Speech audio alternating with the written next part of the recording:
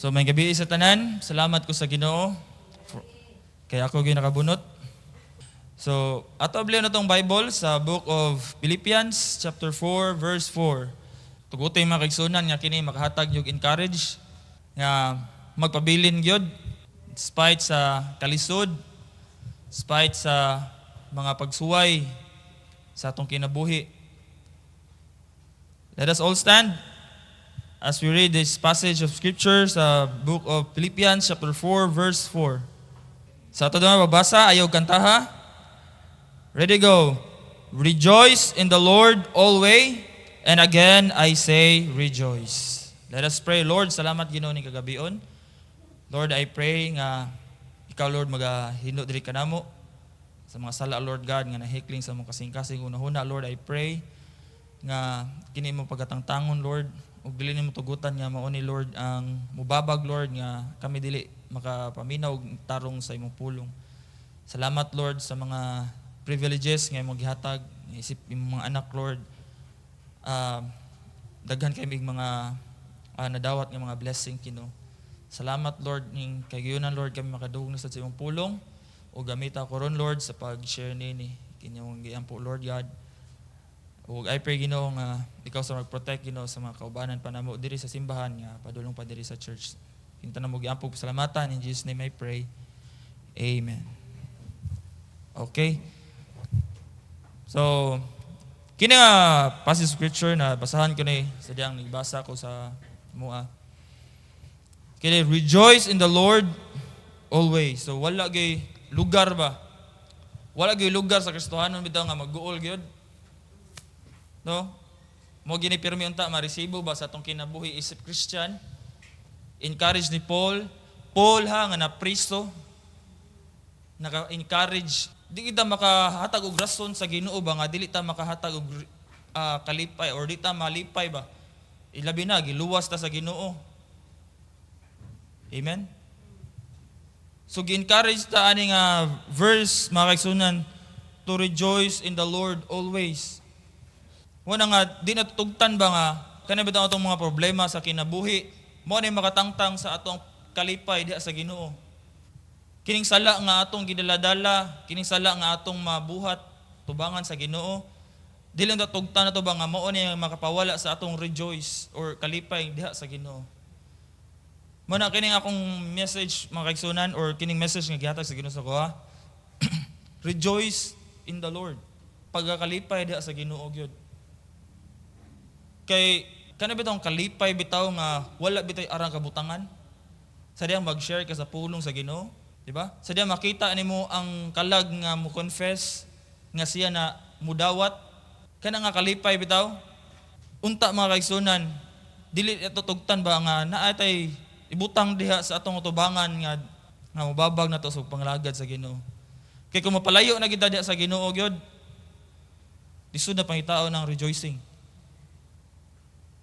Lisod na gyud.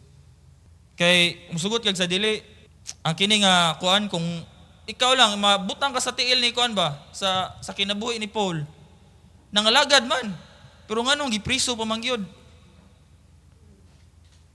Kato igo na to nga rason ba nga mag-uol na gyud ato kag gipriso na gud. Pero tungod kay si Paul naghatag og siya encourage ato to rejoice in the Lord. Diba? Una sa tanan mga kaigsunan, rejoice in the Lord even there is persecution. Sige tagisgot karon nga naay persecution. Sige tagisgot karon nga naay mo against sa tua. Naay mo gubot sa tua. Naay mo persecute na to sa gawas or sa sulod. Pero unsay giingon sa Bible ana? 1 Peter chapter 3 verse 14. Dingo siya. But, and if ye suffer for righteousness' sake, happy are ye, and be not afraid of their terror, neither be troubled. Daw di ta malisang sa dihang naay persecution. Dapat gani ato ng kalipayan. Dili ta ma-troubled.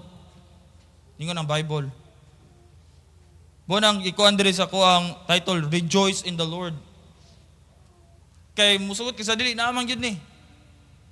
Mabot na yung rason bitaw, ang uban, matrubol sila, kaya nangalagad sila sa Ginoo, di na sila padayon, kapuya po rin, daghang kay samok. Amen? Di na ko kay lisod. Mauna, terror, na-afraid. Nabalaka na ka. Maabot ba ko na naman yung success sa akong kinabuhi? Na-afraid ka. But, ningon siya dito sa 14, but and if ye suffer for righteousness' sake, kung naalang ka sa sakto mga kaigsunan, ngano, balaka man ka. Diba? Even there is persecution.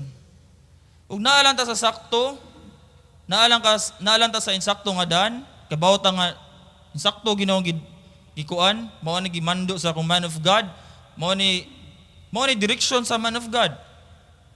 Mao ni ang righteous path nga gikuan sa Ginoo sa kuha. Isa ba dili maka-rejoice ana? Kay bawa ka nga sakto ka. Diba? Pero kay bawa ka nga sakto ka nya, dayon nay mo kuan mo nga sayop ka, say maguol ta. Ito na pasagdaan. Amen? Chapter 4, verse 14. Rejoice in the Lord, even there is persecution. Verse 14 sa chapter 4 sa 1 Peter, if ye be reproached for the name of Christ, happy are ye, for the Spirit of glory and of God rested upon you. On their part, He is evil spoken of, but on your part, He is glorified. Mao ginatong kinabuhi mga kaibigan, glorify lagi sa Ginoo. Wa gilain yun. Salamat ta ng mga persecution kay diha tato mag-glorified ang Ginoo. Kung nangalagad sa Ginoo. Amen. Rejoice in the Lord even there is persecution. Ikaduha, rejoice in the Lord for His provision. Kung ano may nato no? Memorya naman tanin nato. Matthew 6:33. Ba? Seek ye first the kingdom of God. Diba? Tanan. Mabutang usay mag-uulta kay wala ma-meet ang ato ang gusto. Express ako kanang di ma-meet bitaw ang ato ang gusto bitaw mag-uulta eh. Pero kini nga verse atong makuan ba seek gyud atong Ginoo gyud. I-meet ra gina. Maka-rejoice juga sa provision sa Ginoo. Diba? Tindo ta na provision sa Ginoo imong gikuan na sa kinabuhi. Gihuwat. No, kitang tanan dire naglingkod, nagsigid dag kuan gyud nga mo success gyud tong kinabuhi. Pero ug di ta makasik una sa Ginoo. Di gina maabot ang success nga atong ipaabot. Kung mapektaran taning persecution mga kaigsunan, di kita kaabot sa success nga atong gitinguha sa kinabuhi. Amen? I hope mga kaigsunan nga kini makuha na to nga mo rejoice ta even sa mga persecution. Mo rejoice ta kay naay provision ng Ginoo sa atong kinabuhi. No, kung nyo makita na goal malay ka brad, makita lagi na ko ng mga goal pug ka. Ay papiktar na ko, tagsa mataguan sa Ginoo. Di ba? Tagsa matag Bible, tagsa tag cut-on sa pulong sa Ginoo. Tagsa tag manubag ngadto sa Ginoo. Pero tugutay maigsoon kini makapa-encourage diha nimo. King, to rejoice in the Lord always. Philippians 4:4. Diha maigsoon. So let us pray. Among labing dalay kong amahan, salamat Lord sa mensahe karon nga imong gihatag diri nako Lord God. And I hope Lord God nga nakapa-encourage pud to sa imong mga kanakan. And I pray Lord God nga even Lord God nga mga persecution sa among kinabuhi, help us to rejoice diha nimo Ginoo.